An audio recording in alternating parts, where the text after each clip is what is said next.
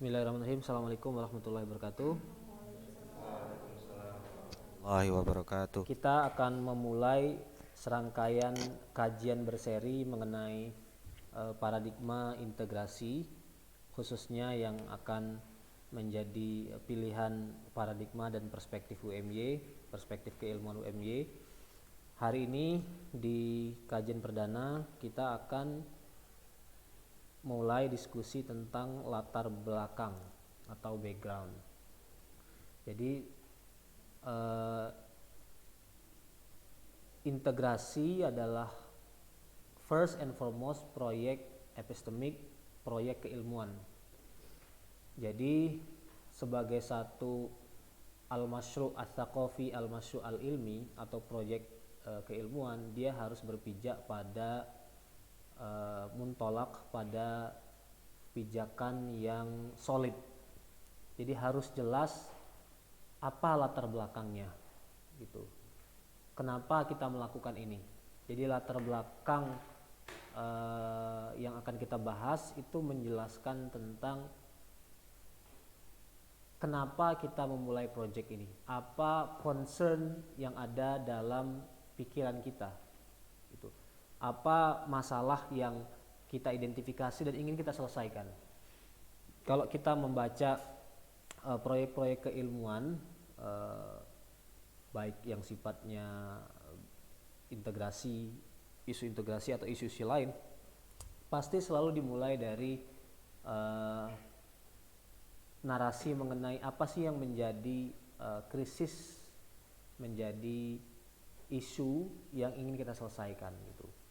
Proyek integrasi Triple IT misalnya yang dimulai sejak awal tahun 80-an oleh Ismail Al-Faruqi, itu dimulai dengan membuat work plan, rencana kerja, dan di rencana kerja itu dijelaskan tentang background gitu. Nah,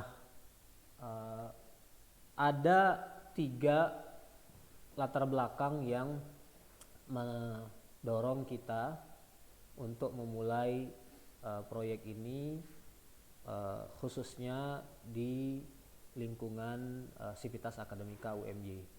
Dan 3 latar belakang ini itu global vision gitu,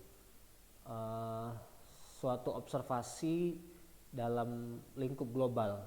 Jadi kita nggak bisa memulai proyek keilmuan hanya menatap ruang sempit atau hanya ngelihat kanan dan kiri dekat. Kita harus melihat jauh ke depan. Makanya yang kita gunakan adalah visi burung elang gitu. Jadi burung itu kalau terbang, dia tinggi ke atas dan dia berusaha melihat apa yang tampak dari atas seluas-luasnya. Beda dengan kacamata mikro, berdiri di satu tempat, yang dia lihat hanyalah apa yang ada di sekitarnya gitu.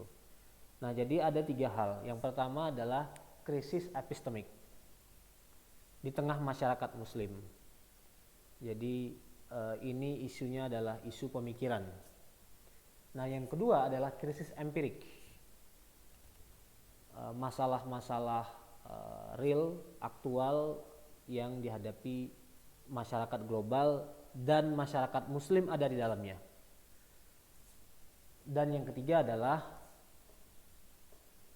proyek integrasi di UMY ini dimulai berangkat dari identitas Muhammadiyah dan UMY sebagai gerakan ilmu dan sebagai gerakan pembaharuan. Muhammadiyah dan UMY itu punya tanggung jawab untuk menjawab isu ini pada level epistemik gitu. Nah, kita mulai dari yang pertama, krisis epistemik. Ada 4 problem serius sebenarnya yang dihadapi masyarakat muslim hari ini.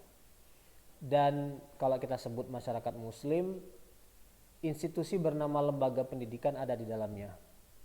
Baik pendidikan tingkat awal, menengah, kemudian tinggi, sebenarnya dealing with the same issue gitu. Apa saja krisis epistemik ini setidaknya ada 4 hal. Ini bisa berkembang tapi saya coba squeeze menjadi 4 isu pokok. Pertama adalah apa yang saya sebut sebagai dominasi epistemologi sekuler di dunia akademik. Jadi saya sebut dominasi karena ya it's everywhere, pervasive gitu, di mana-mana. Dan yang kedua adalah absennya turos, tradisi intelektual Islam dalam aktivitas-aktivitas keilmuan, aktivitas intelektual, saintifik masyarakat muslim. Dan lebih-lebih pada perguruan tinggi umum yang tidak punya identitas keislaman atau bahkan sebenarnya identitas keislaman. Jadi artinya UMY walaupun kampus Muhammadiyah, kampus Islam juga to some extent punya masalah ini juga gitu. Nggak ada obrolan, tidak ada topik turos dalam percakapan kita, percakapan keilmuan kita. Dan ketiga adalah cara berpikir yang tidak kosmopolitan, cara berpikir yang tidak terbuka, dan yang keempat adalah sains dan intelektualisme yang semu. Mungkin pseudo itu lebih tepat diterjemahkan semu gitu ya. Pseudo science and intellectualism. Jadi prinsipnya masalah kita itu adalah antara cara berpikir yang keluar dari beyond itu artinya melampaui garis ideal dan cara berpikir yang tidak sampai kepada garis ideal. Jadi kalau dibuat rentangan panjang begini, ini titik-titik ideal, ada yang go too far, ada yang not reaching the point gitu. Dalam bahasa Arab itu disebut dengan bainal ifrad wa tafrid, antara kurang dan lebih. Dua isu pertama itu fenomena paradigma berpikir yang go too far gitu ya, keluar dari tradisi Islam. Yang kedua, fenomena kedua adalah not reaching the point.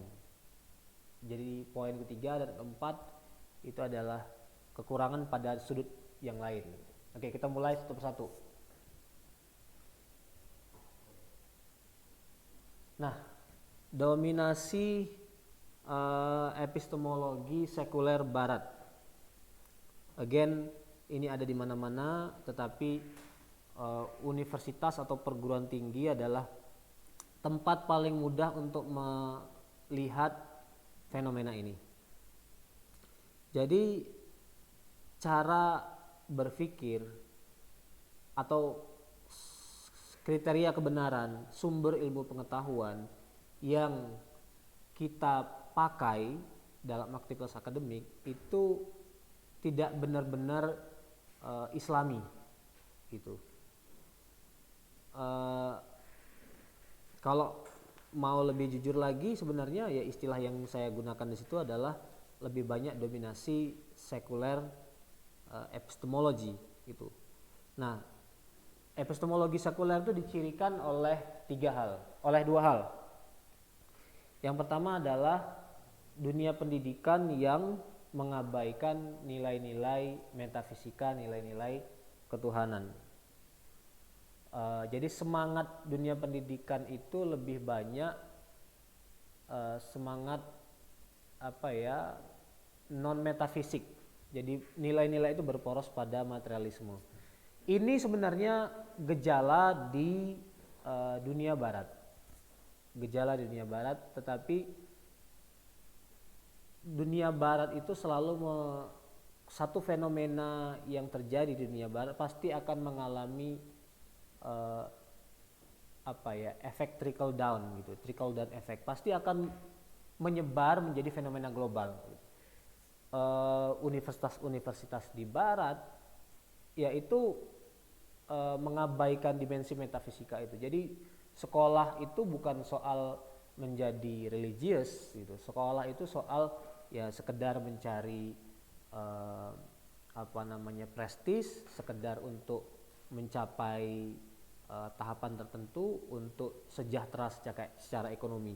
Nah, pendidikan Islam itu sebenarnya tidak begitu, makanya dalam bahasa Arab disebut dengan tarbiyah.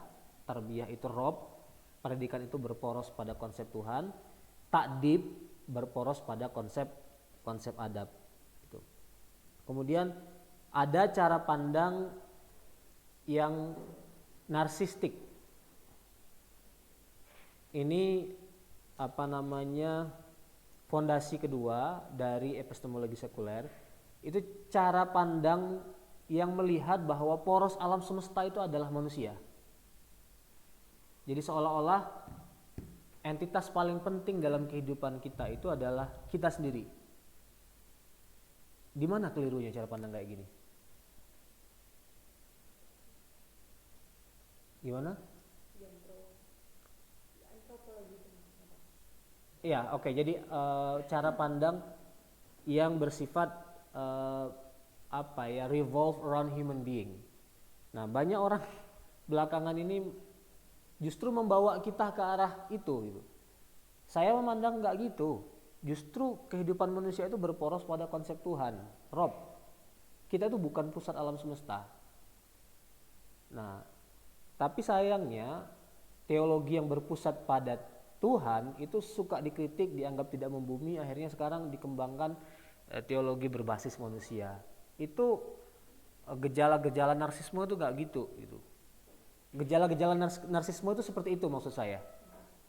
Jadi manusia ingin selalu merasa penting, ingin selalu kehendaknya diikuti, ingin selalu aturan-aturan Tuhan itu dibuat seelastis mungkin supaya kehidupannya bisa senyaman mungkin. Gitu. No. Religion is the matter of submission. Agama itu adalah soal ketundukan kepada Tuhan. Makanya the very name of this religion is Islam. Nama dari agama kita sendiri adalah Islam, yang artinya adalah salah satu maknanya adalah submission. Gitu. Islam, it is true that Islam want us to ponder, to think, have deep reflection, untuk banyak berpikir. Tapi ingat, at some point we need to stop. Nggak bisa semuanya kita ingin rasionalisasi. Islam agama rasional, tetapi ada batasan di mana kita berhenti berpikir dan kita masuk kepada proses di mana kita harus mengakui otoritas agama.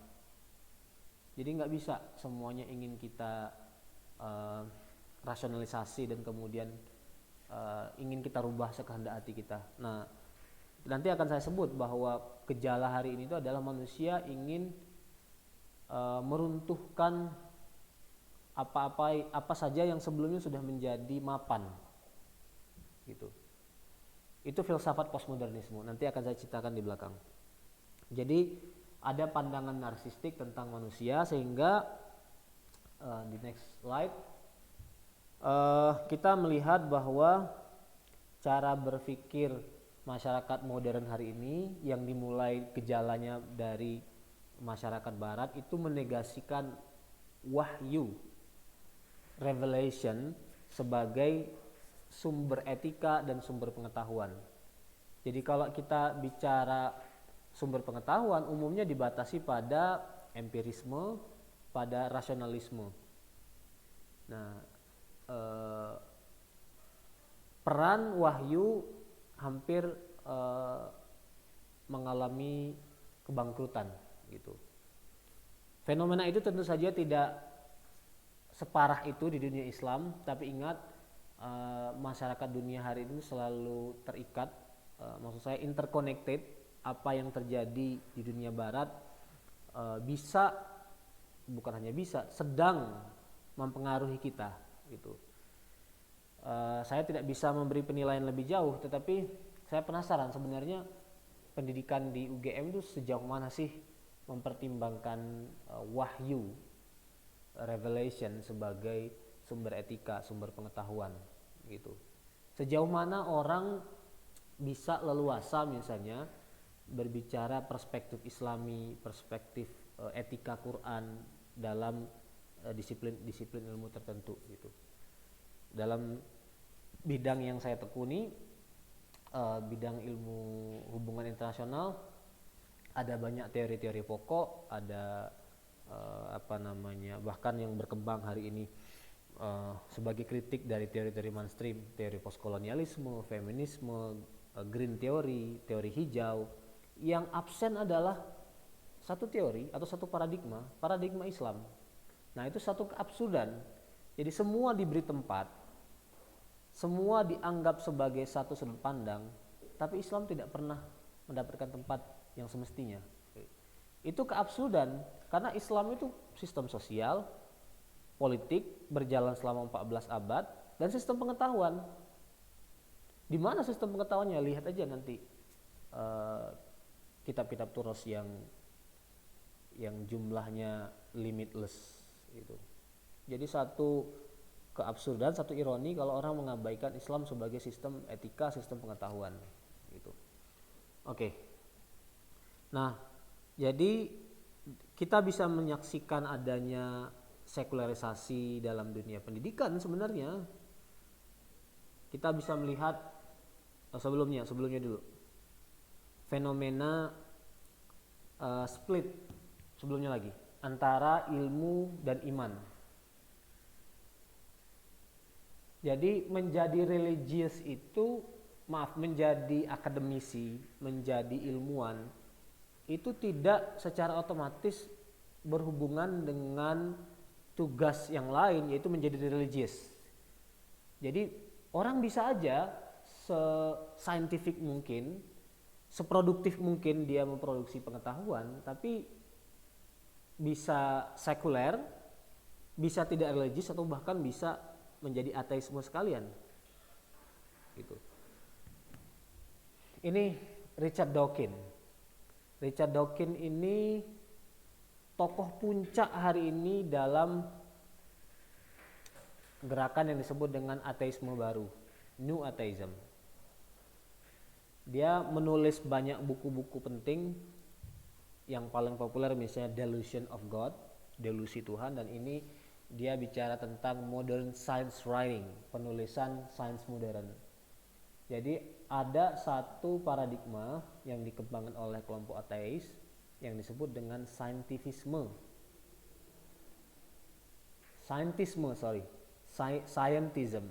Scientism itu artinya adalah sains bisa menjawab segala hal.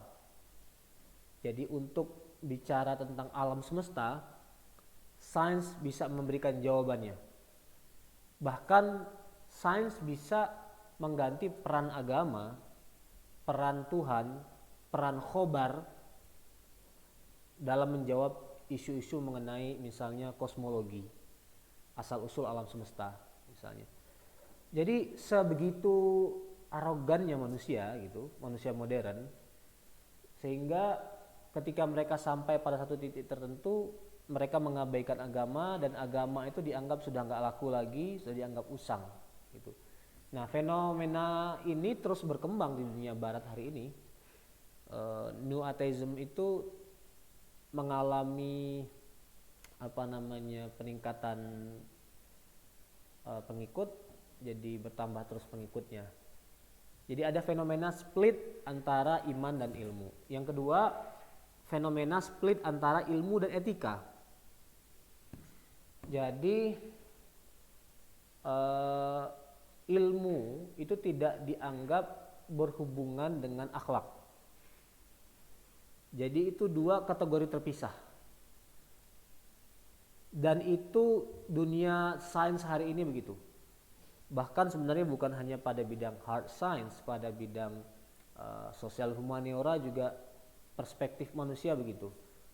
Ini kategori agama, ini kategori moral, dan ini kategori ilmiah atau kategori fakta.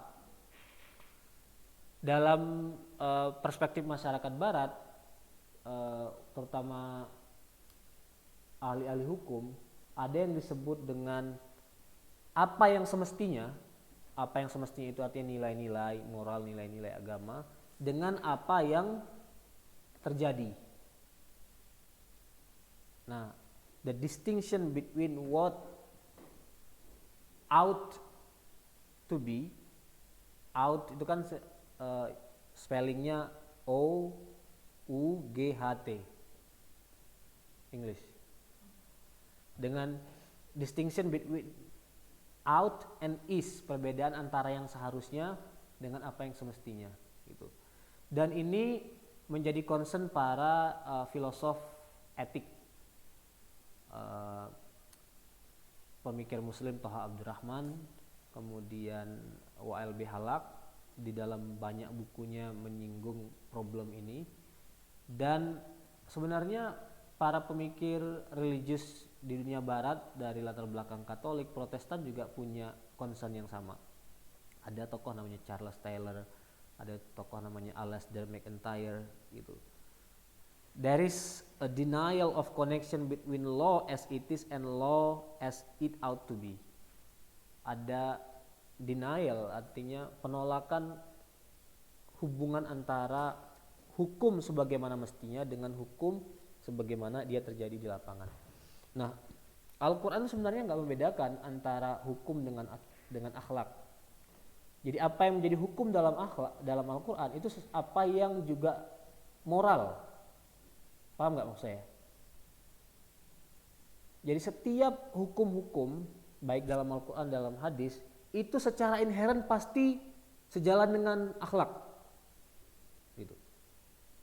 Nggak ada norma hukum dalam agama Islam, dalam Al-Quran dan hadis Nabi yang membelakangi nilai-nilai etika, nilai-nilai moral. Gitu. Nah, dalam konsepsi Barat mengenai hukum itu ya mengatur fakta empirik, mengatur masyarakat yang menjalani kehidupannya sehari-hari. Dan hukum yang mengatur masyarakat itu tidak harus moralis. Gitu. Nilai-nilai moral itu berbeda. Nah, itu yang saya maksudkan ada split. Kemudian fenomena yang lain yang menandai epistemologi sekuler adalah fenomena nihilisme dan dekonstruksionisme. Nihilisme itu artinya nggak ada satupun yang benar. Semuanya relativistik dan semuanya bisa diruntuhkan. Dan paham ini lahir dari filsafat postmodernisme. Saya mau tahu siapa yang sudah pernah membaca atau familiar dengan filsafat postmodernisme? Raise your hand. Ya, saya pikir kita perlu mendalami topik ini karena ya dunia kita hari ini itu adalah dunia postmodernistik. Jadi postmodernisme itu sebenarnya kritik terhadap modernisme. Post itu kan setelah ya, makanya dalam bahasa Arab kalau modernisme atau modernitas diterjemahkan sebagai hadasah, dan apa yang datang setelah kemodernan itu disebut dengan ma ba'dal hadasah, postmodernisme. Jadi dia lahir sebagai kritik terhadap filsafat kemodernan. Filsafat kemodernan itu pokoknya ada satu kebenaran tunggal. Ada istilahnya narasi utama, grand naratif. Dan narasi utama itu tentu saja adalah narasi barat modern. Nah, postmodernisme nggak terima, no. Kamu terlalu dominan, kamu menguasai semuanya, suara yang lain biar didengar. Gitu. Jadi postmodernisme nggak setuju dengan dominasi hegemoni pandangan Barat sekuler yang ada di mana-mana tadi. Tapi bukan sekedar ingin mengkritik dominasi dan hegemoni, dia ingin mengkritik tapi meletakkannya secara sejajar dengan paradigma-paradigma lain sehingga semuanya mengalami relativitas. Gitu. Makanya postmodernisme itu disebut sebagai penolakan terhadap apa saja yang sentral. apa saja yang menjadi fondasi. Postmodernisme itu adalah rafdul asas. Nggak boleh ada sesuatu yang mendominasi dan tidak boleh ada sesuatu yang konstan. Dia harus berubah terus. Alam, manusia, bahkan moralitas itu berubah terus.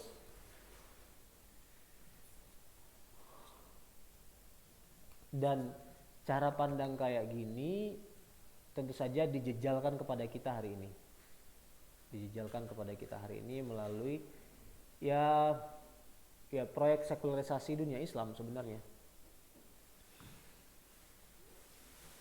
Belum lama saya dapat sharean gambar dari PCM Amerika Serikat. Jadi rezimnya Biden itu mengeluarkan dana ratusan juta dolar untuk mengkampanyekan LGBT ke dunia Islam. Saya biar nunjukin fotonya deh. HI biar Anda semua lihat.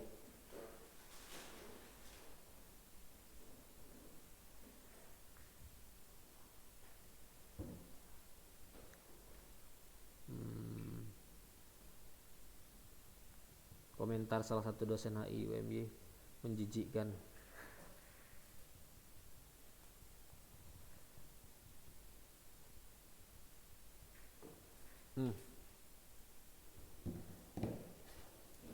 Dikelilingkan.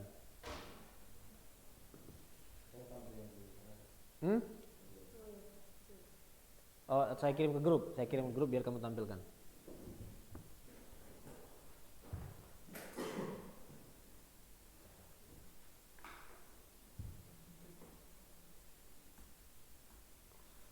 Nah, tapi seberapa kuat dunia Islam punya benteng pertahanan? Itu pertanyaan penting itu. Sebenarnya, kita patut berbangga terus terang ketika sekrup yang lain, agama-agama lain, keyakinan-keyakinan yang lain sudah hampir serempak mengalami proses pengendoran, sekrup dunia Islam itu masih bertahan kuat gitu. Alhamdulillah dunia Islam itu masih percaya pada nilai-nilai moral, nilai-nilai agama dan nggak bisa berkompromi in majority. Bahkan sebenarnya isu ini bisa jadi blessing in disguise. Di Amerika Serikat sendiri ribuan orang masuk Islam karena melihat Islam itu pertahanan moralnya paling kuat. Nah, ini orang-orang yang fitrahnya itu dijaga oleh Allah. Mereka percaya bahwa ini itu, maksudnya ini LGBT itu sesuatu yang immoral, sesuatu yang gak etis. Dan ketika mereka melihat satu persatu tokoh agama mereka mengendurkan skrup, mereka gak bisa nerima gitu. Nah, orang-orang yang fitrahnya terjaga inilah ngelihat bahwa harapan itu ada di dunia Islam. Orang-orang ini percaya mengenai pentingnya nilai-nilai keluarga, pentingnya menjaga kesucian, nggak boleh hidup bebas, ganti sana ganti sini, nggak boleh minum, nggak boleh rusak. Orang-orang yang terjaga fitrahnya dan mereka melihat itu ada pada agama Islam. Jadi kita melihat berbondong-bondong orang mengalami konversi masuk Islam karena pertahanan Islam itu masih cukup kuat. Itu satu fenomena umum. Tapi sebenarnya ya kita juga harus secara simultan melihat ada penyimpangan di sana dan di sini.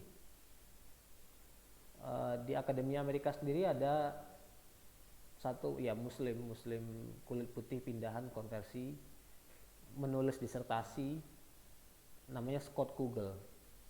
Disertasinya adalah dalil-dalil syar'i, Quran, hadis, fikih yang menjustifikasi homoseksual.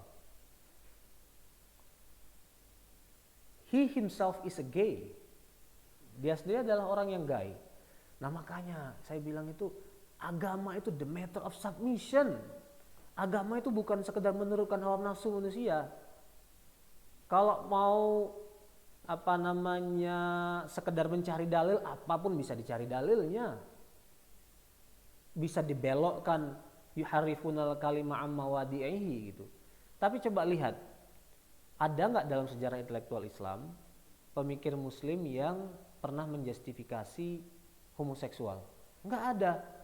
He is the first person who try to say this is okay. Nah, banyak pengkritik menyebut bahwa metodologinya nggak jelas, ilmu syar'inya nggak kuat, tetapi karena he is outlier, orang yang berdiri sendiri beda, dan he is picked up, dia diambil, di zoom, dibesarkan sehingga dampaknya menjadi global. Gitu. Nah, saya punya keprihatinan dunia pendidikan tinggi di Indonesia juga punya potensi untuk menjadi sekedar justifier fenomena ini. Saya pernah menyebut concern saya di UIN Sunan Kalijaga, ada satu pidato guru besar yang isinya adalah identifikasi masalah dunia Islam. Hari ini masalah dunia Islam bagi dia adalah conservative turn, putaran konservatif. Umat sekarang itu jadi radikal, konservatif, gampang marah, gitu. Sumbu pendek istilah-istilahnya yang dipakai itu. Dan bagi dia masalah ini disebabkan oleh pengajaran agama yang tidak fleksibel, cara berpikir hitam putih. Dan saya maksudkan solusi dari masalah ini adalah apa yang bisa mencairkan, membuat cara berpikir umat Islam lebih kompleks, lebih bernuansa. Dan dia melihat jawabannya ada pada teori queer. Siapa yang familiar dengan teori queer di sini? Hah? Iya. Iya. Jadi nggak bisa jenis kelamin itu dibatasi hanya pada laki-laki atau perempuan. Bisa ada jenis gender ketiga, atau ya biarkan aja kalau dia tidak mau mengidentifikasi dia laki-laki atau perempuan atau kebingungan gitu. Coba masuk Pak. Ya. Ada di Amerika itu, jadi ada istilahnya kalau misalkan beberapa hal gitu, pakai ini. Nggak apa-apa, biar terekam. Oke. Jadi di Amerika, saya baca di Magdalene itu pernah. Magdalene siapa? Magdalene itu semacam portal feminis gitu. Portal apa? Ya, dibaca di web. Jadi dia nulis tentang bagaimana gender itu tuh sudah banyak jenisnya. Salah satunya AFAB AMAB, assigned female at birth. Jadi di Amerika ada istilah assigned female at birth. Jadi akhirnya anak itu tidak tahu.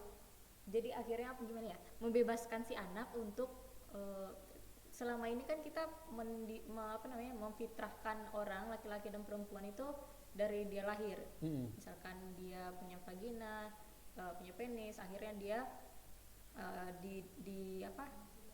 diidentifikasi sebagai laki-laki dan perempuan gitu. Tapi di istilah medis katanya ada istilah AFAB dan AMAB, assigned female at birth dan assigned male at birth. Jadi dan agender. Nah, jadi di medis pun katanya gitu, orang itu akan berkembang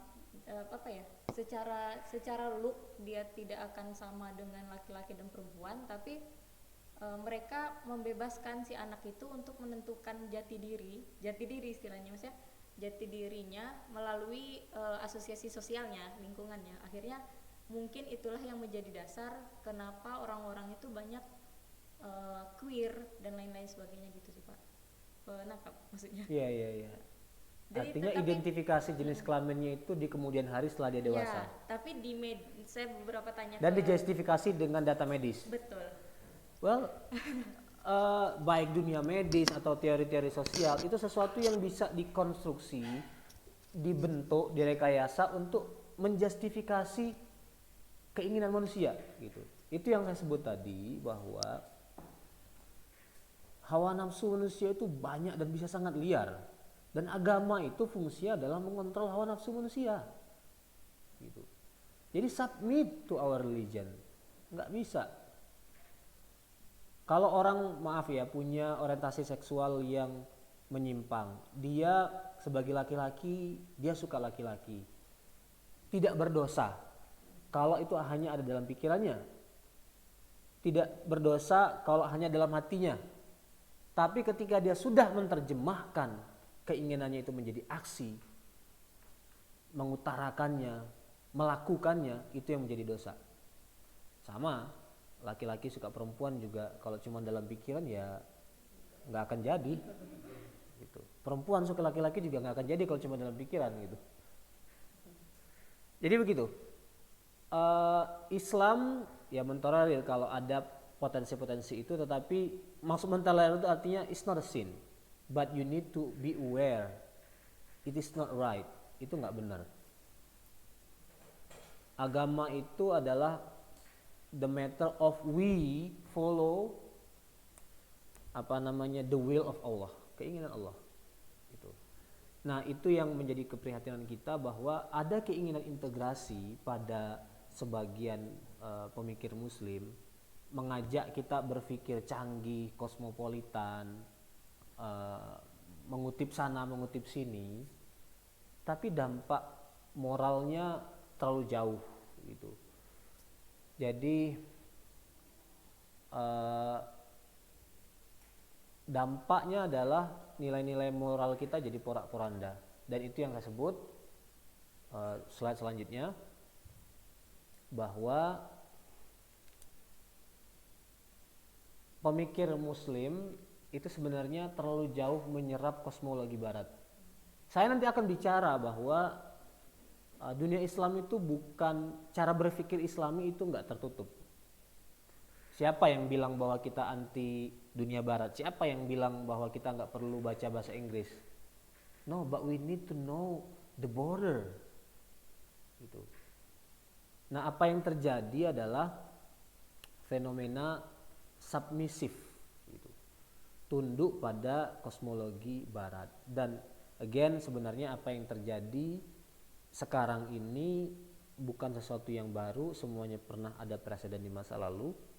Ini pernah atau menjadi fenomena pada periode masa lalu juga. Ada filosof muslim Al-Kindi, Al-Farabi, Ibnu Sina yang paling terkenal. Ini kan pemikir muslim yang mengikuti perkembangan literatur filsafat Yunani. Mereka muslim juga, sama seperti pemikir muslim kita yang mengakomodir paradigma nihilistik atau postmodernisme tadi. Mereka nggak mau disebut non muslim. They are muslim. I am a muslim gitu. Nah, tapi soal bagaimana itu diramu dengan baik. Ibnu Sina tuh ada ayat-ayat Al-Quran yang sudah clear cut, wadih gitu, qat'i, tapi bagi dia itu bisa ditundukkan supaya berada di bawah subordinasi konsep-konsep filsafat Yunani gitu. Misalnya mengenai nubuah, kenabian, bagi dia filosof itu derajatnya lebih tinggi daripada nabi gitu. Bagi dia nabi itu tidak menyatakan kebenaran, karena kebenaran itu adalah yang disampaikan oleh para filosof. Tapi nabi karena berbicara dengan orang awam, dia sampaikan dengan bahasa orang awam, walaupun yang sebenarnya nggak gitu. Wah, itu yang bikin orang seperti Ibnu Taimiyah marah sekali, Al-Ghazali marah sekali. Hey, Ibnu Sina, just for the sake of accepting the cosmology of Hellenism, now you destroy everything. You destroy the very foundation of Islamic doctrine. Jadi cuman karena ingin mengakomodir pandangan filsafat Yunani, Anda bisa meruntuhkan doktrin-doktrin Islam yang paling fondasi sekalipun gitu. Nah, itu fenomena ini adalah repetisi atau replikasi dari apa yang pernah terjadi di masa lalu. Gitu. Oke, nah yang ingin saya garis bawahi sekali lagi, kenapa proyek integrasi ini kita lakukan, karena ada kecenderungan di mana cara berpikir masyarakat muslim menjadi sekuler. Atau ada yang sudah melakukan proyek integrasi, tetapi integrasinya adalah proses di mana alam pikir barat, kosmologi barat diambil terlalu jauh gitu. Nah, kita ingin menjadi umatan wasato, jadi sesuai dengan porsinya, berada di tengah gitu. Oke, lanjut. Fenomena kedua dari krisis epistemik adalah fenomena absennya turos. Saya udah berapa kali ya nyebut turos ya? Sudah mulai paham belum yang disebut dengan turos itu apa? Tradisi intelektual Islam, singkatnya gitu. Yang ya sudah ada ribuan tahun. Right after the death of the Prophet Muhammad sampai awal abad modern itu pengetahuan yang diproduksi dalam rentang waktu yang panjang itu disebut dengan turos. Ya, dia terkodifikasi dalam buku-buku lintas disiplin ilmu. Dan begini, peradaban Islam itu peradaban unik karena ilmu itu bersambung terus. Ada satu konsep yang namanya sanad, tapi di luar sanad saya ingin menyebutkan gini. Tradisi kepenulisan di dunia Islam itu bisa terus mengalami dinamika, tidak hanya pada satu kurun periode, bahkan bisa ratusan tahun dia bersambungnya. Buku yang ditulis pada satu kurun waktu bisa kemudian dikomentari puluhan tahun kemudian, dirangkum puluhan tahun kemudian, diringkas puluhan tahun kemudian gitu. Nah, itu yang membuat sifat pengetahuan di dunia Islam itu menjadi unik karena dia tidak terputus gitu. Mengalami continuity terus sifat pengetahuan dalam dunia Islam itu. Saya tadi pas mengajar PUTM tadi mengajukan satu gagasan begini. Ini isu yang simpel sekali. Buku Iqra. Buku Iqra itu buku fenomenal, dipakai orang belajar ngaji di pelosok paling desa, di Jawa, di Papua, di mana-mana, bahkan di luar negeri. Saya dulu mengaji diaspora Indonesia di Amerika juga dengan buku Iqra. Tapi dari pengalaman mengajar Iqra itu saya menyadari bahwa Iqra ini needs to be improved, perlu direvisi. Jadi kalau kita tamat Iqra, pengetahuan kita tentang aturan tajwid itu sangat minim sekali, sangat minim sekali. Dan bahkan orang yang tamat Iqra dan terbiasa membaca mushaf Indonesia, dia nggak bisa switch membaca mushaf Madinah misalnya. Saya berpikir mestinya ada generasi selanjutnya yang ziyadah wa tanqih gitu ya, edisi revisi dari Iqra, bukan untuk mengatakan bahwa Iqra ini keliru, tapi untuk melakukan penyesuaian gitu. Saya pikir orang yang paling berhak melakukan itu adalah garis keturunannya, anaknya dari Kiai siapa itu ya, Umam ya, atau muridnya gitu ya. Walaupun sebenarnya dalam tradisi dunia Islam tuh nggak harus begitu. Ada buku ditulis oleh siapa, dikomentari oleh tokoh yang completely they have nothing to do, nggak ada hubungan kekeluargaan, nggak ada hubungan keilmuan, mereka berasal dari kurun waktu yang berbeda, tetapi sifat keilmuan dalam Islam itu continuity gitu. Jadi sebenarnya kalau kita mau mengikuti sifat keilmuan itu, anybody who have the concern, mereka bisa aja membuat ziyadah wa tanqih gitu. Kebayang nggak maksud saya? Nah, saya pikir buku Iqra itu perlu direvisi, ditingkatkan levelnya. Gitu. Oke. Oke, tadi saya sudah menjelaskan apa itu turos, tradisi intelektual Islam yang merentang sejak zaman Nabi Muhammad SAW sampai periode modern, dimulainya periode modern. Kapan periode modern itu dimulai? Yaitu udah debat ilmiah. Ada yang bilang sejak Napoleon Bonaparte menginjakkan kakinya di Mesir 1797,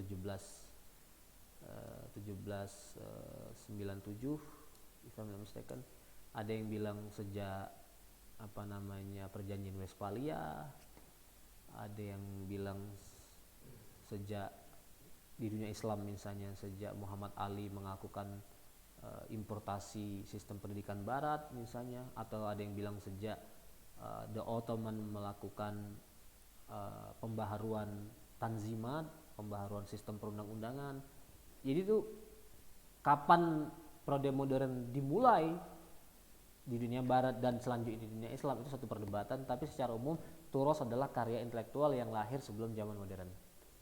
Banyak orang bilang ulama terakhir yang memproduksi turos itu adalah Imam Al-Bajuri di Mesir. Nah, turos itu sebenarnya tradisi intelektual itu posisinya ada dua. Pertama, dia sebagai objek kajian, dikaji, dibaca, dibedah, menjadi bahan ajar. Dan tidak hanya itu, turos juga berfungsi sebagai kerangka teoretik, sebagai kacamata sudut pandang untuk melihat isu-isu kontemporer. Nah, hanya masalahnya kita itu punya cara pandang yang keliru tentang turos. Lebih banyak begitu. Kita melihat turos lahir pada kurun tertentu zaman pramodern karena perbedaan konteks, berbeda dengan apa yang kita lihat hari ini, jadi kita anggap turos itu nggak relevan. Bahkan ada yang lebih jauh dari itu menganggap bahwa turos itu burden, beban. Artinya apa? Udahlah biar enteng, masa lalu tuh lepasin aja. Jadi kita menjadi manusia baru yang nggak bawa apa-apa. Enak nggak jalan nggak bawa apa-apa? Enak nggak, Zulfikar? Jalan nggak bawa apa-apa enak nggak? Dimas, enak nggak? Kita jadi manusia nggak punya identitas, jadi manusia nggak punya sejarah. Jadi kita ingin membuat segala sesuatu mulai dari nol. Jadi tidak melanjutkan proyek yang sudah dibangun duluan. Nah, itu. Nah, sebenarnya Al-Quran menyadarkan kita tentang pentingnya sejarah gitu. Tapi kita punya kekeliruan dalam persepsi kita mengenai masa lalu. Jadi dan lebih luas dari itu, saya berargumen bahwa kita punya problem pada filsafat waktu, the philosophy of time, the philosophy of history. Kita either melihat masa lalu sebagai beban atau kita menganggap masa lalu nggak ada. Masa lalu nggak ada itu apa? Karena tidak menceritakannya sama sekali, tidak ada dalam pembicaraan kita, ya udah tanpa masa lalu.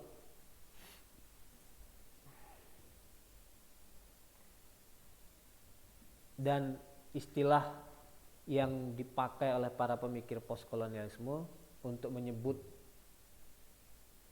hilangnya turos dalam diskurs intelektual kita adalah amnesia epistemologis, epistemological amnesia. Lupa, tapi bukan lupa namanya, bukan lupa cara bicara, bukan lupa keluarganya, lupa dengan bagaimana sistem pengetahuan yang datang dari masa lalu itu bekerja.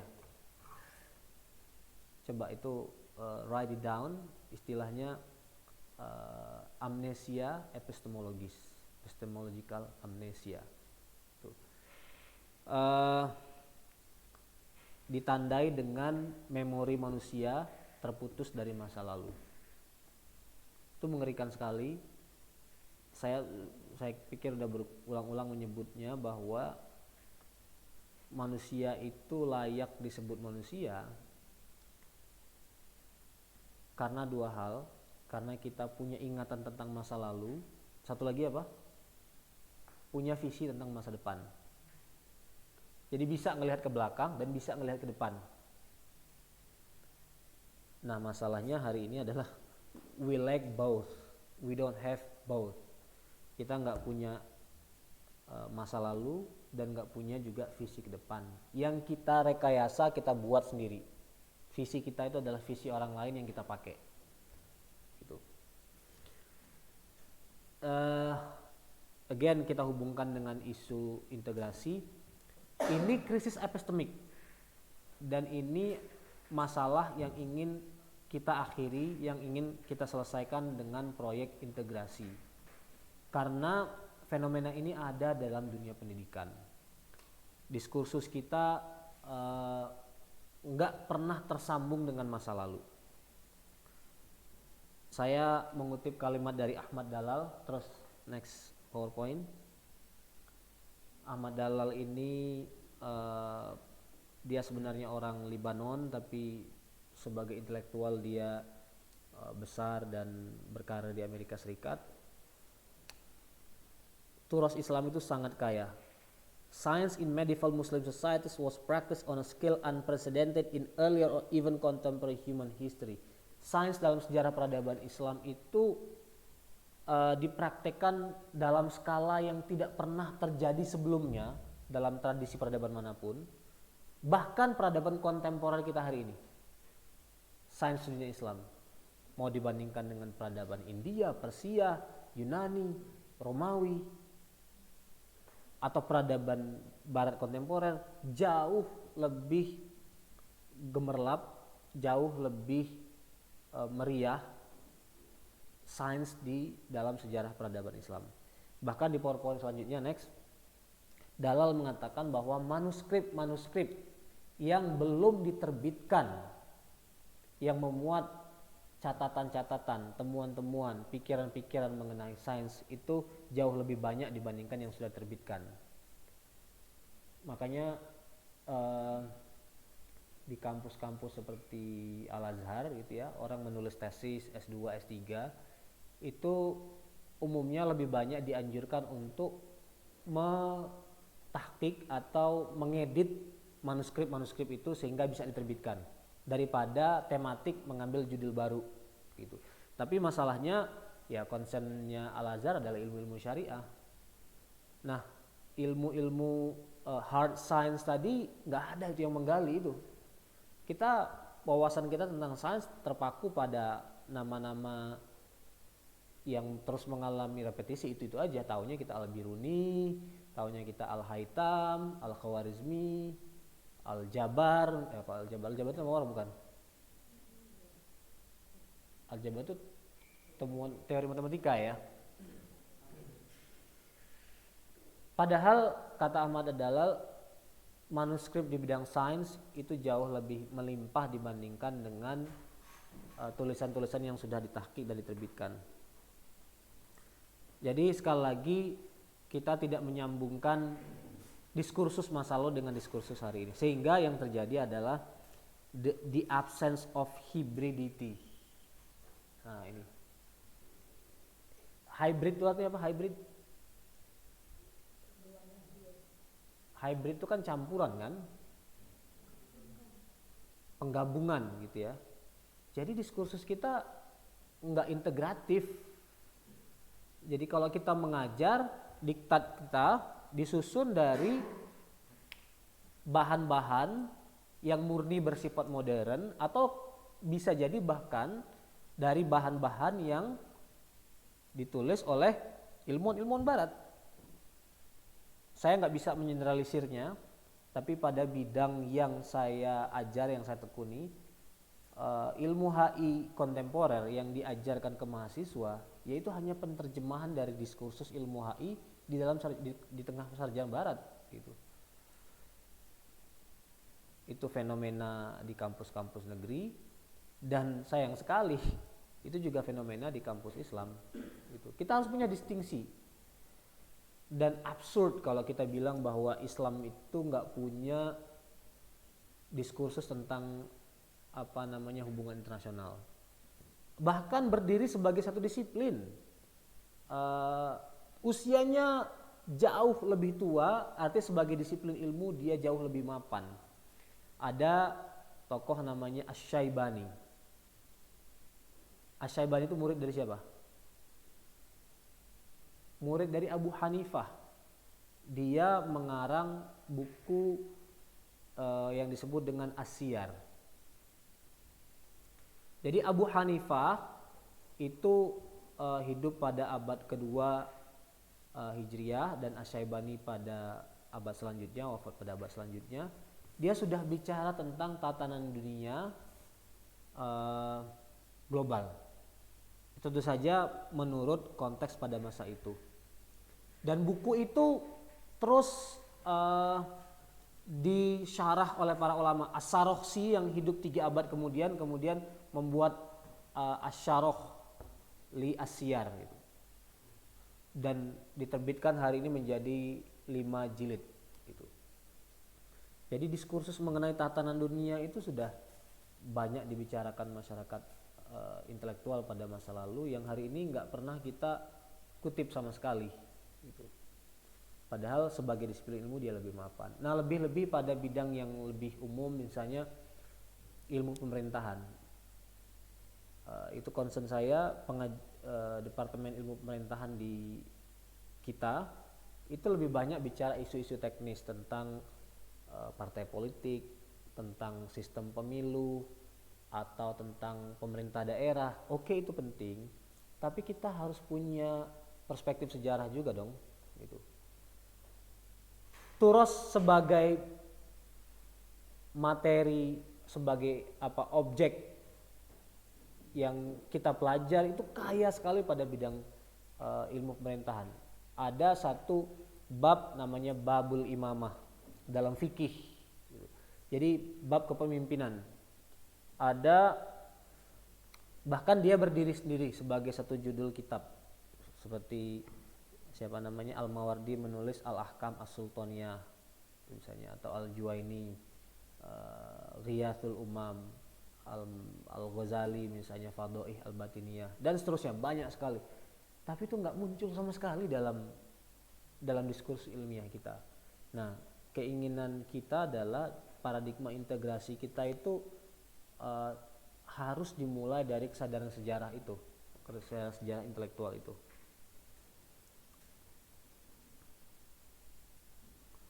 Saya PowerPoint selanjutnya ini Iqbal itu menyebut satu fenomena. Jadi para ulama muslim di zaman dulu mereka membaca karya-karya pemikir Yunani, ilmuwan-ilmuwan Yunani, tapi menyadari banyak kelemahannya, mengkritiknya, dan dari kritik itu lahirlah sintesa. Gitu. Kritiknya Iqbal dan kritiknya para ulama muslim tadi apa terhadap corak keilmuan Yunani? Terlalu spekulasi, banyak spekulasinya gitu. Akhirnya ya filsafatnya itu filsafat metafisika tetapi asumtif gitu. Nah, masyarakat intelektual muslim mengkritiknya, akhirnya lahirlah metode empirisme. Ini kutipannya ya. Keberanian para ilmuwan muslim pada masa lalu mengkritik metode ilmiah Helenistik yang berbasis pada rasionalisme spekulatif, dan kritik itu didasarkan pada metode Qur'ani, justru melahirkan metode empirisme, dan metode empirisme inilah yang menjadi dasar perkembangan sains modern. Jadi sebenarnya gini, kalau kita membaca buku-buku teks penulis barat tetapi punya kacamata kritis, justru itu potensi sintesa, potensi melahirkan yang baru gitu. Tapi kalau kita sekedar mengikuti, ya akan sama begitu jadinya gitu. Nah, itu yang dicontohkan oleh Iqbal, bahwa ketika kita mengkritik paradigma asing dengan paradigma yang genuine, indigenous, Qur'ani, dia justru akan melahirkan sintesa yang kreatif gitu. Oke, sekarang krisis epistemik yang ketiga, cara berpikir yang tertutup. Ini yang saya sebut tadi krisis tapi dari sudut pandang yang lain. Kalau tadi going too far, tapi kalau ini justru not reaching the point, nggak nyampe pada titik ideal. Ada orang yang cara berpikirnya rigid, tertutup. Ya, di tengah masyarakat Muslim sekarang bisa kita lihat fenomenanya di sebagian masyarakat tradisional, di sebagian masyarakat ultra konservatif, kalau mau disebut label ya mungkin salafi misalnya. Ini bertentangan dengan corak peradaban Islam yang kosmopolitan. Kosmopolitan itu artinya terbuka, menyerap ilmu dari mana-mana tetapi dengan keberanian untuk mengkritik. Saya mencantumkan buku ini karya Marshall Hodgson karena Marshall Hodgson ini sejarawan dari University of Chicago dan buku ini fenomenal sekali. Ada yang sudah baca? Tapi tahu ya buku ini ya? Ini buku fenomenal. Ini buku 3 jilid sejarah Islam sampai zaman modern dan sampai hari ini masih dipakai di kampus-kampus barat yang melakukan studi Islam. Dulu pernah dipakai juga di kampus Islam di Indonesia di UIN, tapi nggak tahu mungkin sudah dianggap karya lama jadi ditinggalkan orang. Jadi kata Marshall Hodgson, peradaban Islam itu peradaban yang kosmopolitan, yang canggih. Muslim bukan hanya menyerap pemikiran Yunani, Persia, India, tapi juga mengkritik, mensintesakan dan mengembangkannya lebih lanjut. Nah, fenomena kosmopolitanisme ini hilang pada sebagian atau pada sebagian segmen masyarakat Muslim hari ini. Saya menyebut satu contoh, Arab Saudi itu negara kaya sekali. Mereka mengirim banyak sekali mahasiswa sekolah ke Amerika. Jadi kalau mau ngomong bahasa Inggris di Arab Saudi itu mudah karena banyak orang pintar bahasa Inggris di Arab Saudi. Di kampus saya di Arizona State University ada 5.000 orang Saudi belajar pakai either pakai uang sendiri atau pakai uang kerajaan. Tapi apa yang terjadi? Yang dipelajari adalah hard science. You go ask them, what is your major? Belajar apa kamu? Belajar computer science. Belajar apa kamu? Math. Belajar apa kamu? Engineering. Belajar apa kamu? Kedokteran. Nobody is willing to study social and humanities. Gak ada yang mau belajar ilmu sosial humaniora. Gak ada yang mau belajar sosiologi, antropologi, religious studies. Gak ada yang mau belajar Islamic studies.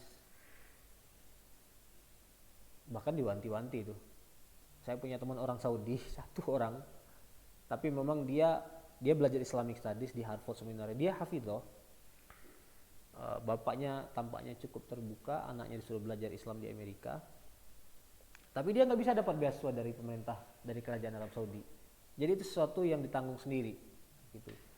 Nah, itu fenomena ketiadaan kosmopolitanisme. Kita belajar dari semua, belajar dari masyarakat Barat, tapi yang mau dipelajari adalah ilmu-ilmu eksakta. Kita punya ketakutan gitu, paranoia untuk keluar lebih jauh gitu. Nah, ini ya kecenderungan tidak ideal yang lain. Manifestasinya next.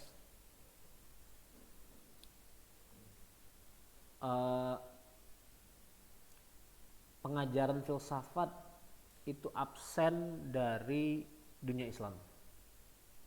Sebenarnya fenomena ini sudah dikeluhkan Fazlur Rahman sejak lama. Bukunya Tradition and Modernity itu ditulis tahun 70-an, dia udah mengeluh itu. Kayak kita itu fobia sekali, takut sekali dengan filsafat itu. Padahal kata Fazlur Rahman, filsafat itu adalah perennial intellectual need, kebutuhan intelektual abadi. Karena filsafat menyuntikkan spirit kritis dan dapat mendorong lahirnya fresh ideas, ide-ide baru. Jadi dia bilang masyarakat muslim jangan sampai terjebak pada kondisi starvation of ideas, kelaparan ide.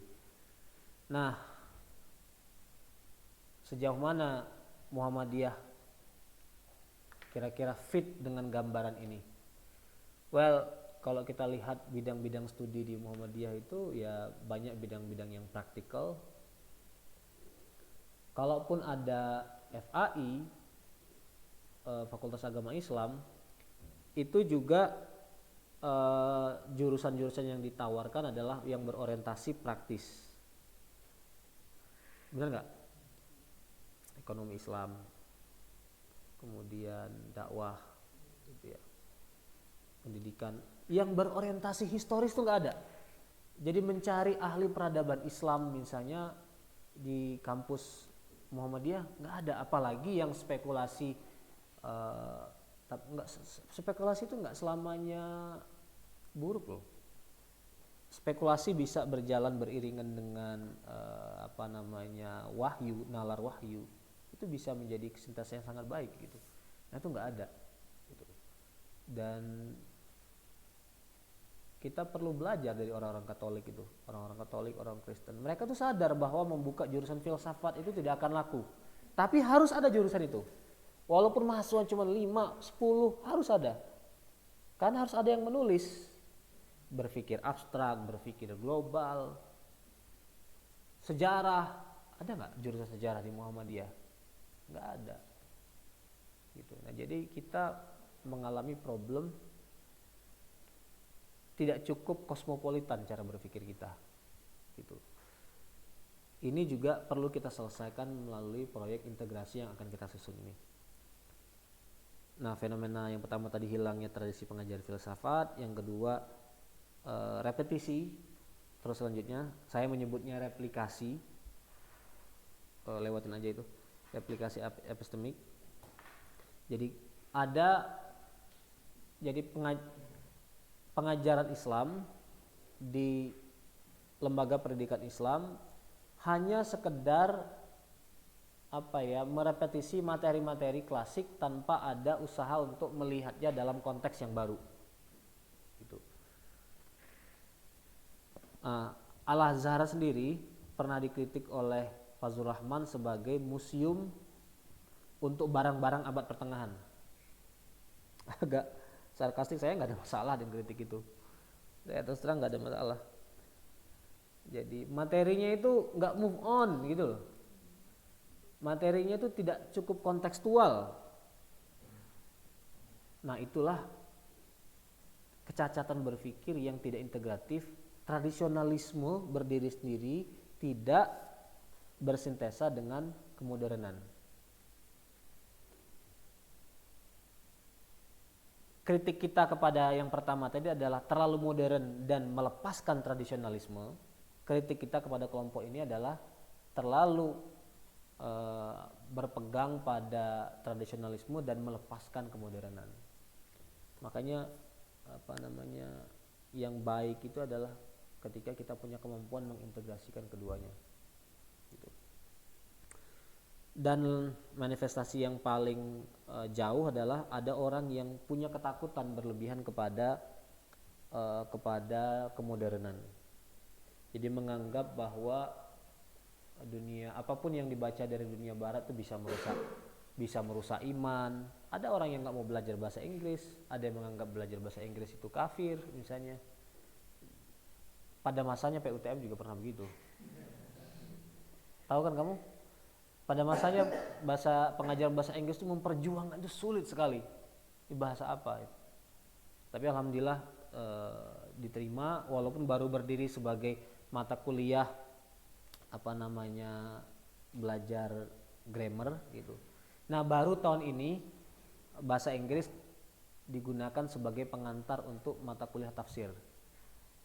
Saya kebetulan mengajar mata kuliah tafsir dalam bahasa Inggris.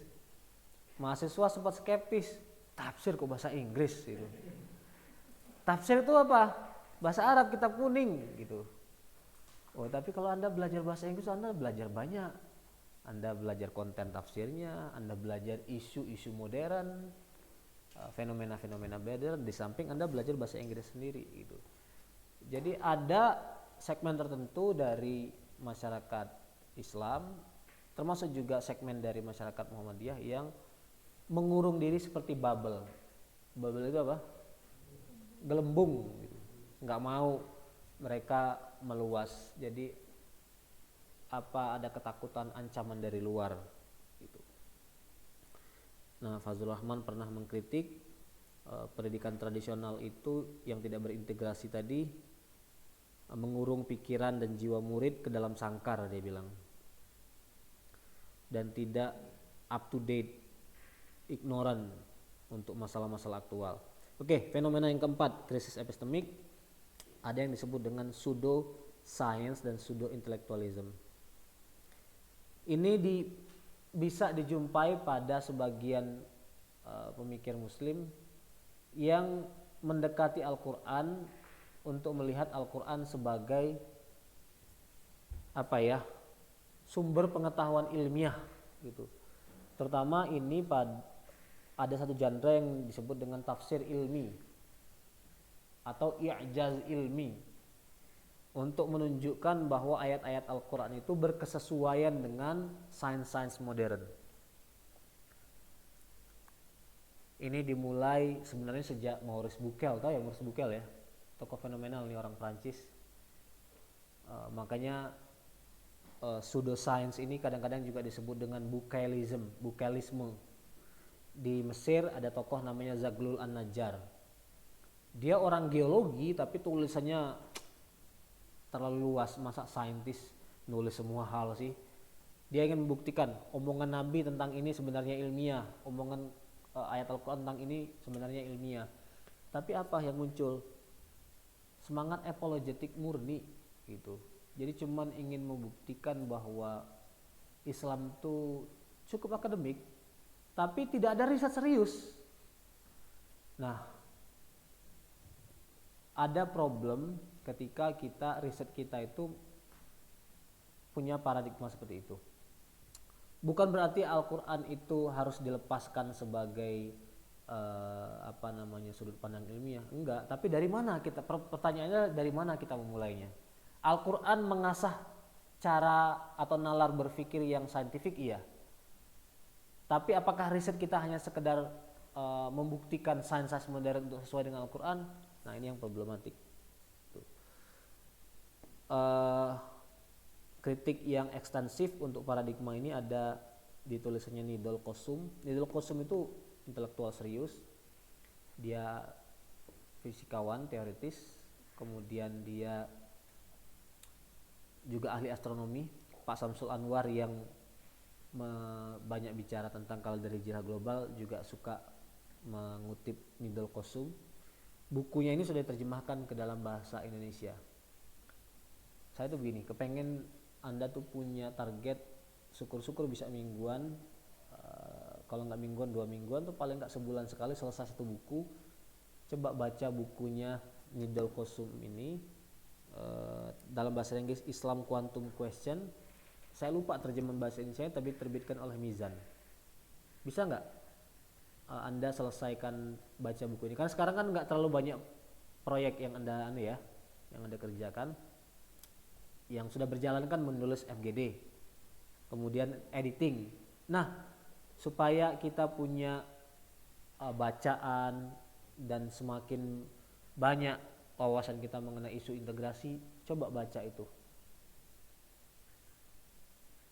Saya kemarin soalnya mengedit tulisan antum, ada yang kelihatan, wah ini kayaknya narasinya begini, kurang baca ini gitu.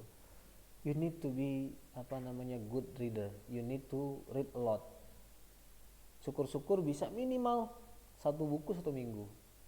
Ya kalau payah-payahnya ya 1 buku selesai 2 minggu lah gitu.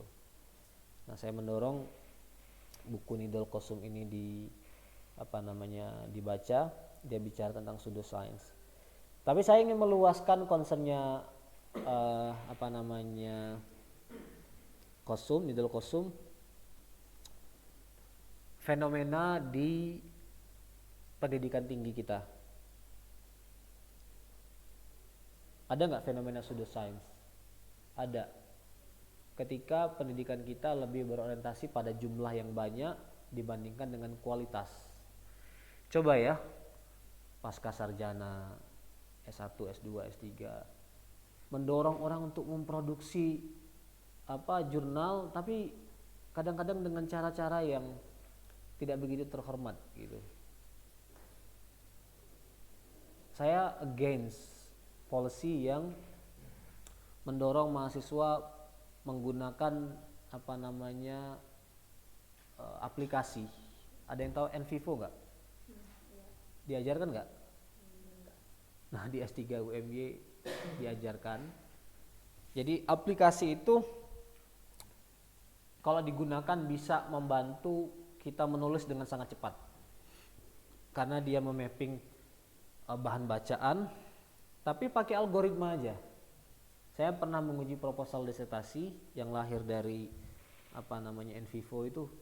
Aduh, saya pikir ini sebagai skripsi masuk S1 aja nggak layak, tapi ini bisa diajukan sebagai skripsi masuk S3 ini. Gitu. Nah, yang saya sebut fenomena pseudoscience itu adalah jalur pengetahuan itu dipotong, dibuat singkat. Baca buku itu harus real dengan bukunya. Dan kalau bisa dari awal sampai akhir. Kalau mau baca cepat, ambil the gist-nya.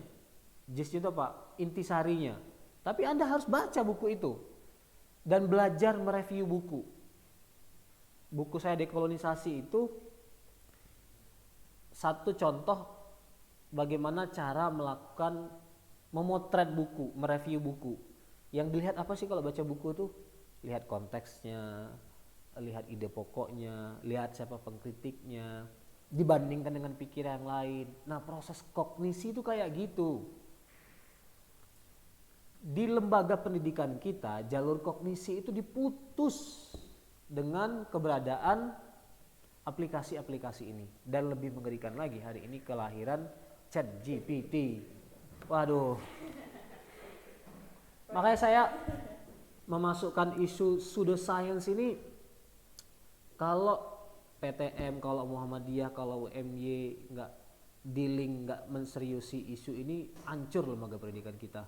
Orang bisa cuman masukkan rumusan pertanyaan, bisa seminggu jadi skripsi, atau bahkan kurang dari itu, dan nggak ketahuan. Gitu. Itu yang saya sebut tadi, jalur panjang proses kognisi, diskuis disingkatkan menjadi pendek. Dan praktek-praktek kayak gitu sudah mulai kelihatan di lembaga pendidikan. Jadi kita merasa mengklaim kita saintifik, kita ilmiah, tapi enggak gitu. Nah, proyek integrasi harus dealing dengan isu ini juga. Gitu. Harus dealing dengan isu ini juga. Oke, kita percepat. Tadi krisis epistemik, sekarang krisis empirik. Krisis empirik itu artinya problem real yang dihadapi masyarakat Islam. Multidimensi ada di mana-mana, dari politik, ekonomi, keamanan, budaya, pendidikan, ada di keluarga, ada di masyarakat, ada pada individu, ada pada bangsa, ada pada umat. Saya membuat, ada satu istilah dari Ziauddin Sardar, dia bilang hari ini tuh dia sebut sebagai zaman post normal times, zaman yang sudah tidak normal lagi. Masalah kita post normal itu ditandai oleh 3 hal. Satu, masalahnya kompleks sekali. Kedua, pertama complexity, kedua contradictory, berlawanan satu sama lain, dan chaos, kacau gitu. Saya menyebut list-list di situ di PowerPoint selanjutnya, dan list ini bisa terus bertambah, misalnya isu ketimpangan kaya dan miskin, kerusakan lingkungan, kekerasan sosial, disintegrasi sosial, kepunahan spesies-spesies langka, ancaman kesehatan global, gangguan mental, penurunan tingkat intelektual akibat dari gadget dan media. Nah, maksud saya begini, integrasi itu bukan hanya proyek mercusuar, proyek epistemik, proyek filsafat.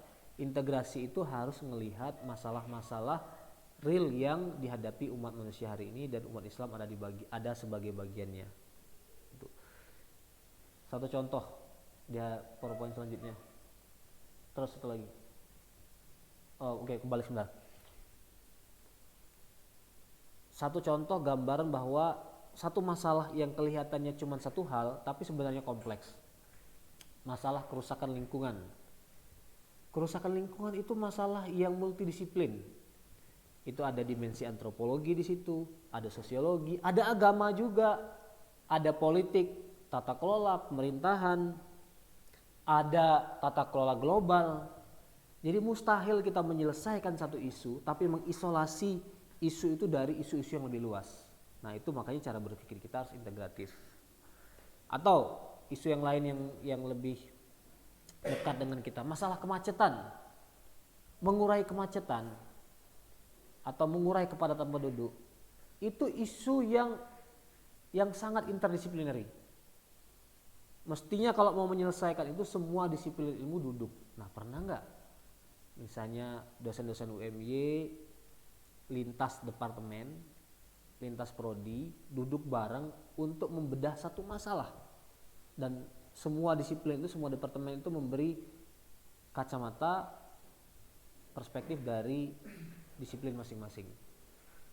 Nah, yang kayak gitu tuh relatif belum berkembang. Kalau di dunia keilmuan barat sudah ada interdisciplinary studies namanya, dan sudah biasa bekerja sama lintas disiplin.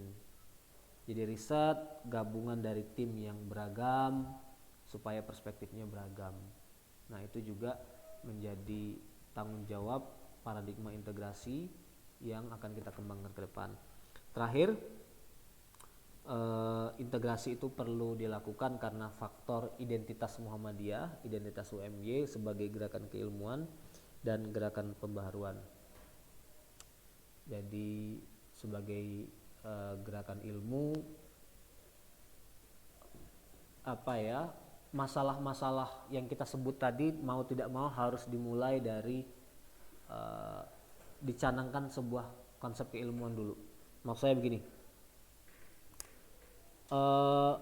masalah umat Islam itu kompleks, tapi jawabannya harus dimulai dari konsep keilmuan yang proper gitu. Dan Muhammadiyah punya tanggung jawab karena Muhammadiyah punya banyak universitas, punya banyak sekolah, punya banyak peserta didik, banyak orang yang menggantungkan hidupnya, menggantungkan proses kognisinya pada institusi Muhammadiyah.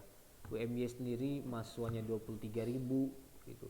Dan khusus UMY itu ada di backyardnya Muhammadiyah, ada di halaman paling depan, dan dekat dengan Muhammadiyah. Jadi apa yang kita lakukan di UMY itu akan mengalami amplifikasi dan mempengaruhi Muhammadiyah secara umum. Jadi itu mengapa integrasi perlu sangat urgen dilakukan oleh Sivitas Akademika UMY. Oke, begitu sampai 15.03. Total berapa menit tadi tuh? Kan juga silakan.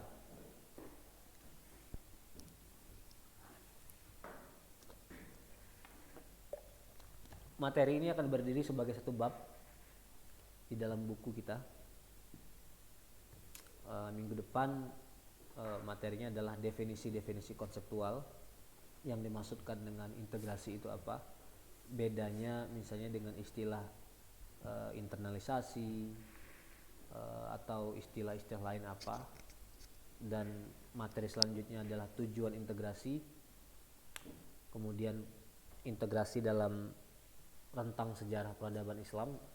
Kita buat overview dulu, gambaran proyek integrasi pada masa lalu oleh ulama-ulama Islam, supaya buku ini memberikan gambaran historis kepada pembacanya. Baru nanti kita masuk kepada kerangka metodologi integrasi UMY gitu. Oke, silakan kalau ada pertanyaan. Ya. Beberapa penjelasan dari yang saya sampaikan tadi yang sangat-sangat banyak ya. Dan pertama tentang tadi split ilmu ya, antara etika dan sebelumnya juga antara iman dan etika itu kan kalau tidak salah penjelasan pada para ulama-ulama itu kan ya sifatnya memang qat'i gitu ya, itu tetap, sedangkan ilmu yang berkembang gitu. Jadi kalau ada pandangan seperti ini, ilmu dan etika serta iman itu memang akan mengalami banyak perselisihan karena kondisi tadi, iman dan etika itu memang kalau dalam pandangan Islam ya ayat-ayatnya semua qat'i, sedangkan ilmu mengalami perkembangan gitu. Jadi pandangan kalau ada orang menganggap begini berarti ya ketika ilmu itu berkembang dan maju ya otomatis dia akan meninggalkan etika dan meninggalkan iman tadi itu. Itu yang pertama Ustaz. Yang kedua, kalau ada juga orang karena tadi 2 kali atau 3 kali pertemuan dengan Ustaz Rafiq selalu yang disampaikan contohnya adalah teori queer tadi itu. Ada bacaan yang saya baca di lintas sosial media aja kemarin bahwa ada orang-orang sekelompok orang, bahkan sekarang ada cadar garis lucu gitu ya. Ada kan dulu cuman NU garis lucu, Muhammadiyah garis lucu, sekarang ada cadar garis lucu dan dia membangun komunitas sesama perempuan Bercadar. Dia bercadar dan komunitasnya lintas agama. Wow. Dan ada yang tidak bercadar, ada yang tidak berjilbab, tidak berislam, dan semua agama ada di situ. Dan ia mengatakan bahwa teori queer ini memang harus diterima sebagai sebuah realita dalam konsepsi Islam sebagai agama yang memandang semua orang itu sama, punya asas keadilan yang dia sebut gitu ya. Bahwa tentang soal lain karena ada kejadian begini Ustaz. Ini kejadian nyata, seorang kawan punya kawan sesama warga kampung yang dia itu baru ketahuan ternyata gendernya perempuan itu setelah dia kuliah. Gimana maksudnya? Tahu kelaminnya Ustaz. Tahu kelaminnya bahwa dia seorang laki-laki itu setelah kuliah. Jadi dia double Alat kelamin. Double kelamin itu. Jadi sejak kecil dia dididik bahwa dia seorang perempuan, setelah tumbuh dewasa dan kuliah di UN di sana, teman-teman ngajar itu baru dibedah itu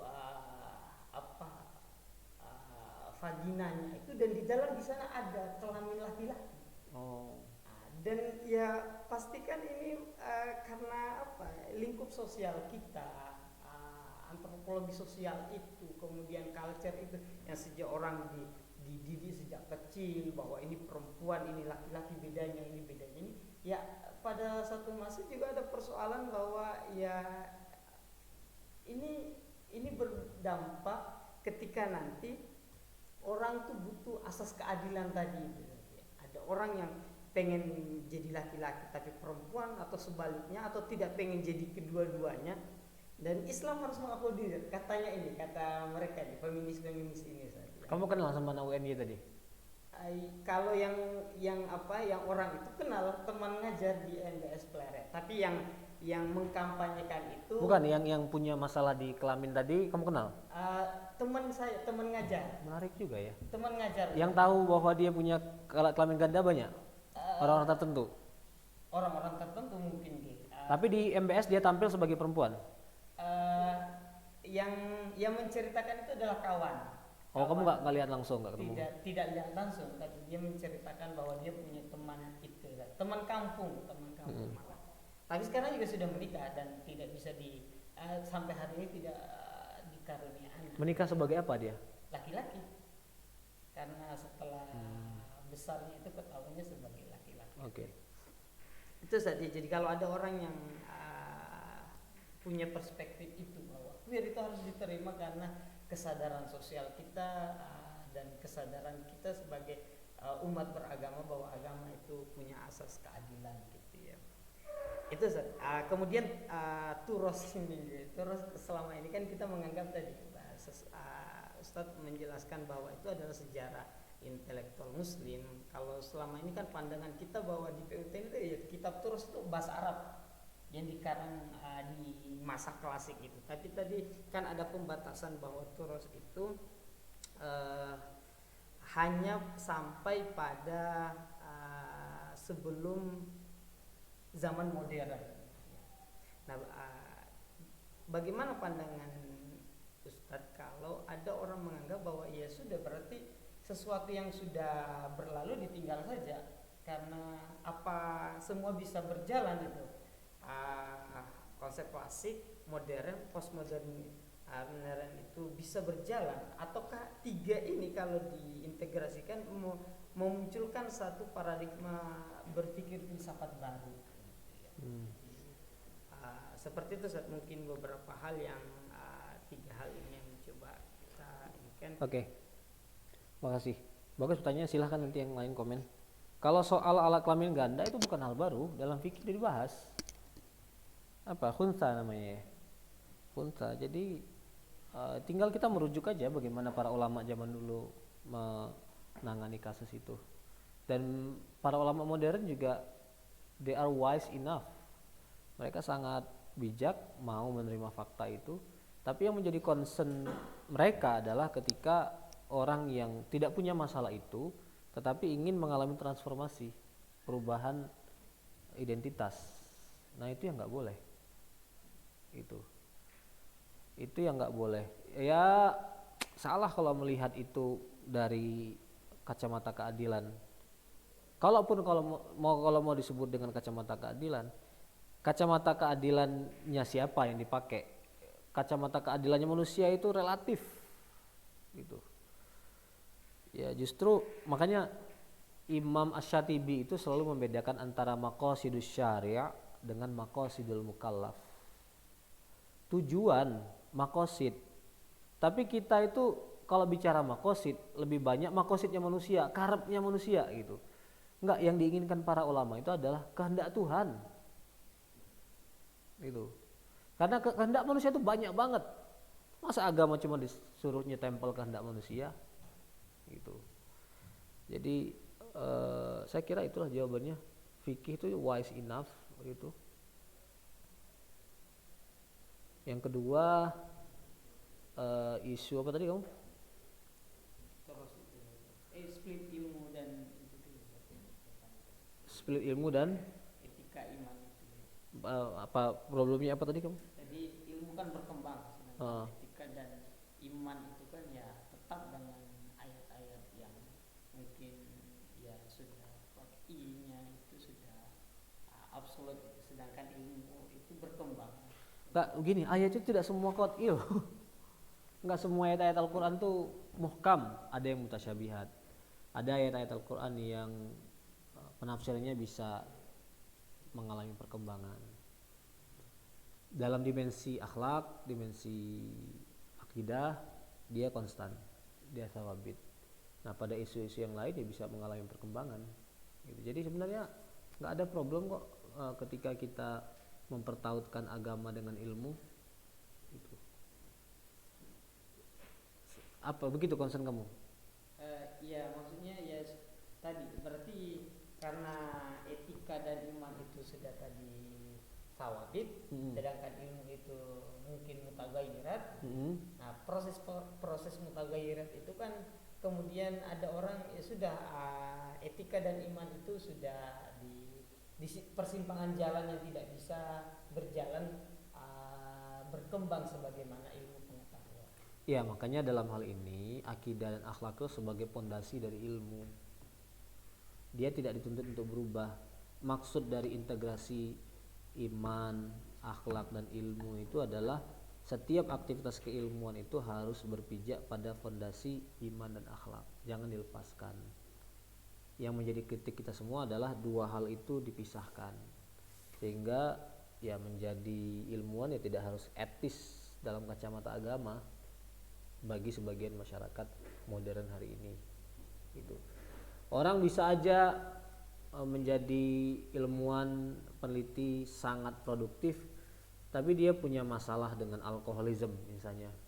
dia punya masalah dengan keluarga misalnya, pecah keluarganya gitu, yang fenomena hari ini di masyarakat barat begitu. Enggak, dalam Islam itu terintegrasi semuanya. Jadi justru semakin tinggi jenjang akademiknya, ya justru semakin religius, semakin submisif dia kepada Tuhan, itu mestinya. Nah, itu sebenarnya sesuatu yang aksiomatis, badihi, kita semua tahu, tapi perlu kita sebut dalam naskah kita karena ya ada sebagian orang yang berusaha memisahkan itu.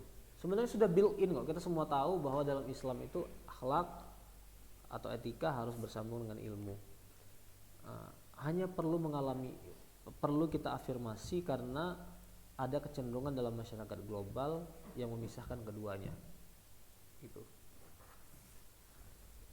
Oke, yang ketiga tadi apa? Silakan kalau yang lain mau menambahkan. Ya, tadi tentang kesadaran dari intelektual Islam Turos gitu ya. Sekarang ya karena sudah tadi disebut kita berada di zaman postmodernisme, jadi ya, dan itu adalah kritik terhadap modernisme, dan bagaimana kemudian bisa nggak dijembatani zaman klasik sampai modernisme itu bisa beriringan atau akan membangun kerangka filsafat baru Ustaz, dalam berpikir itu. Jadi kalau mengakomodir filsafat postmodernisme ini satu isu yang panjang, tapi saya pikir kecenderungan postmodernisme tadi, dekonstruksi nihilisme, I don't think we need to embrace. Saya nggak berpikir ada keperluan bagi kita untuk mengambil postmodernisme sebagai bagian dari cara berpikir kita. Tapi mengetahui tren perkembangan pemikiran kita harus tahu itu. Jadi umat Islam tuh menganut satu paradigma berpikir tertentu, tapi dia tahu apa yang terjadi di luarnya. Saya suka nyontohkan Ibnu Taimiyah gitu ya. Ibnu Taimiyah itu seorang purist. Proyek keilmuannya itu menekankan kemurnian. Pokoknya berporos pada Quran dan hadis, metodologi tradisional. Tapi dia orang yang paling melek pada perkembangan intelektual, tren-tren intelektual pada masanya. Bukan hanya menguasai sedikit, bukan hanya menguasai banyak, bahkan dia bisa melampaui semuanya, bahkan mengkritiknya. Ibnu Taimiyah itu kan mengajarkan cara berpikir sederhana aja, ikuti Quran, hadis, tapi dia menguasai logika Yunani, dan dia menunjukkan bahwa logika Yunani itu we don't need it, gitu. Jadi dia tunjukkan dimensi mana dari logika Yunani yang tidak sesuai dengan cara berpikir Islamnya atau epistemologi Islam, gitu. Dia tahu tren sophistry, itu apa ya? Kira-kira filsafat postmodernisme atau filsafat nihilistik di zaman klasik dan di zaman pertengahan. Itu tren di zaman Yunani di mana kebenaran itu nggak ada, atau kebenaran itu nggak bisa dicapai, manusia nggak mampu mencapainya, atau bahkan yang paling jauh adalah menganggap semuanya ilusi. Jangan-jangan kita ini hidup dalam mimpi, tapi panjang sekali, tahu-tahu nanti di akhirnya aja kita baru sadar kita mimpi gitu. Jadi menganggap semuanya nggak ada yang real, dan cara berpikir kayak gitu sudah ada pada masa lalu, itu disebut dengan sophistoia. Nah, Ibnu Taimiyah paham tren-tren itu, dan dia menulis untuk menunjukkan bahwa no, this is no way, this is not real, this is not right, nggak benar cara berpikir kayak gitu. Nah, yang ingin kita bangun adalah bagaimana cara berpikir Islami, memahami tradisi intelektual Islam, Turos, itu bisa up to date, memahami konteks masa sekarang, mengambil hal-hal positif dari perkembangan zaman hari ini, tapi sambil mengkritik ya perkembangan yang nggak sesuai dengan cara pandang Islami. Gitu, saya kira gitu ya. Silakan kalau ada yang lain. Kalau enggak kita mungkin break dulu deh. Kamu mau ngomong ya? Ya silakan.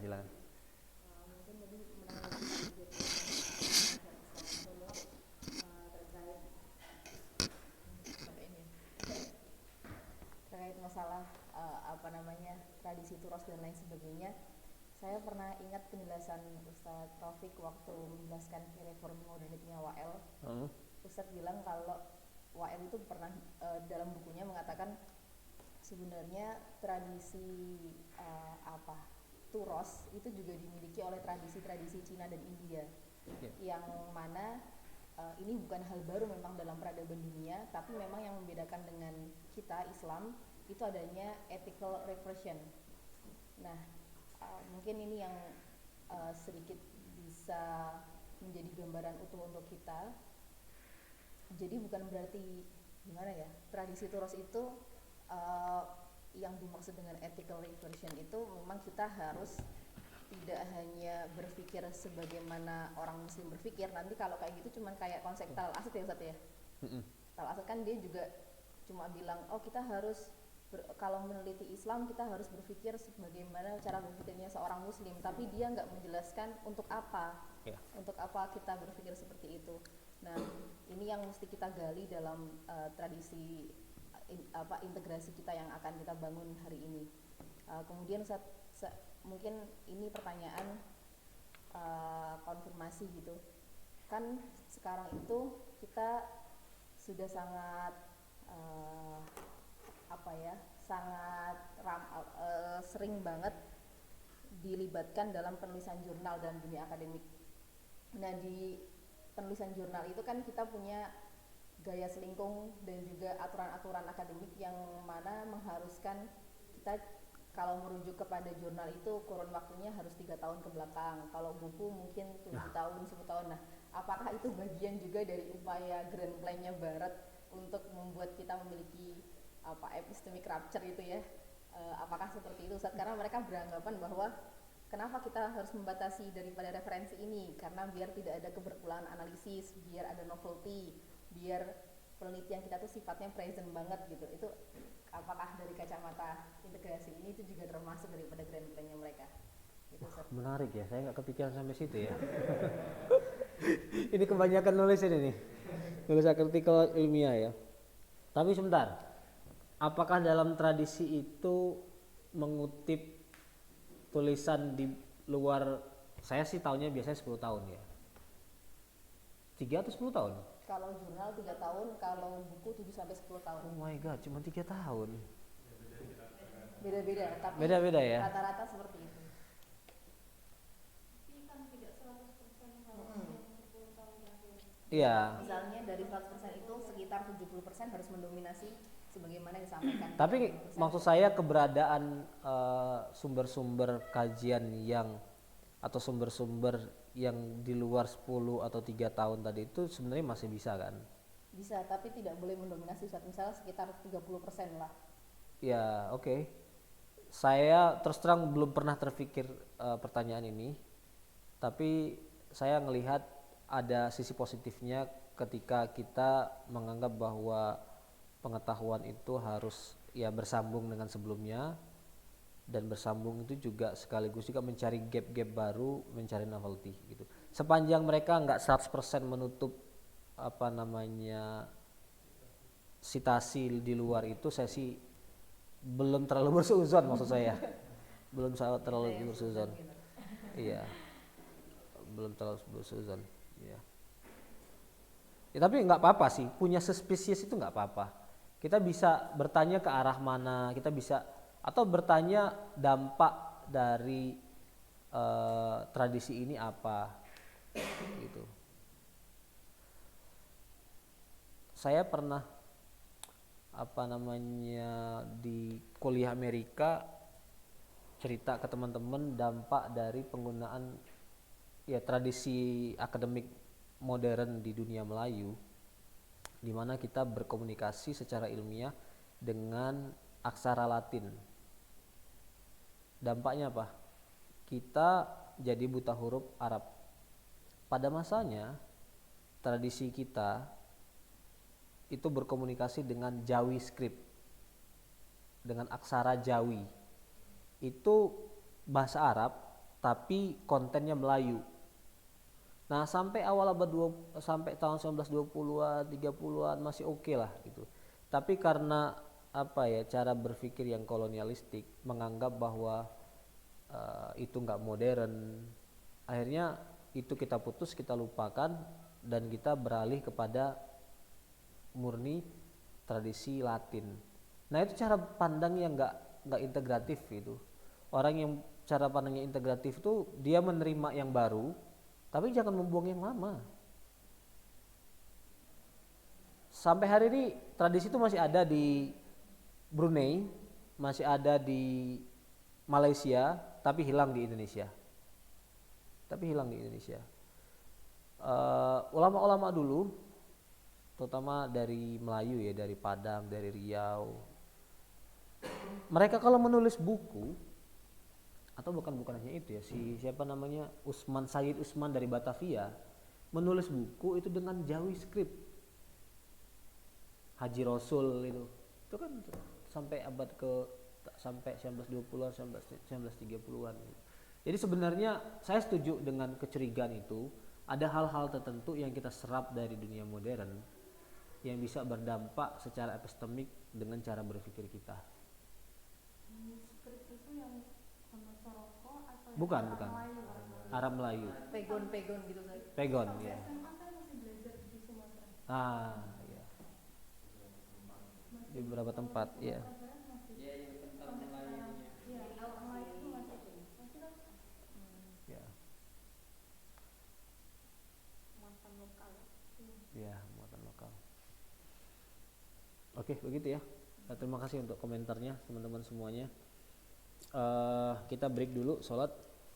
Nanti setelah sholat kita lanjutin